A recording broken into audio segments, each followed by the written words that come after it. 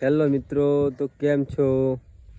આજે આપણે તમાકુ વાબાની છે એટલે વતર તોડવા આવ્યા છે. અમારી દેશી ભાષામાં વતર કહો, તમારી ભાષામાં શું કહેશે કોમેન્ટ કરી દો. અને વરસાદનો બાળો માથે ઘમઘોર થઈ રહ્યો છે. હમણાં આસ્થા ને મહેશ ને બધા આવીને ઊભા છે. પેલા સુધી વતર તોડવાના છે અને આ વતર તોણલ છે.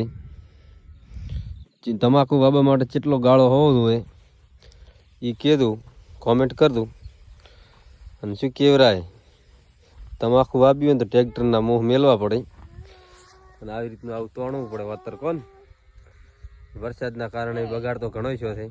આપણે તો નહીં છો, ભગવાનની મહેરબાની કે જલ્દી જલ્દી લઈ લીધું છે, પણ જેને લેટ વાવેતર હતું એને બહુ નુકસાન મોટું છે અને દુઃખ ઘણું થાય છે. પણ હવે આપણા હાથમાં તો છે નહીં, કુદરતના હાથમાં છે.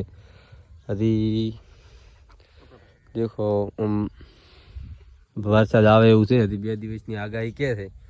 કેટલા દિવસ આવે છે. આપણે કાલે તમાકુ છોડવી છે અને બટાકાનું ત્યાં ફુવારા ઉપર છે, એમાં બટાકાનું વાવેતર કરવાનું છે. તમાકુ આટલી વાવા છે એટલે તમાકુને કોઈ વધારે એવું ટેન્શન દેવું નહીં.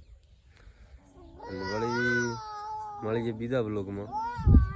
અને અમારા વાળો આસ્થાબેન કોક કેરો છે કે શું કહે છે. આસ્થા શું ખાધું તે?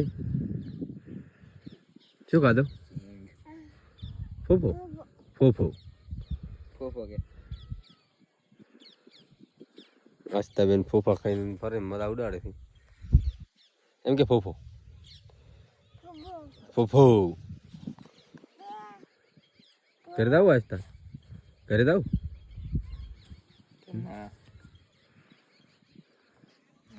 તો મળીએ બીજા બ્લોગમાં. જય માતાજી.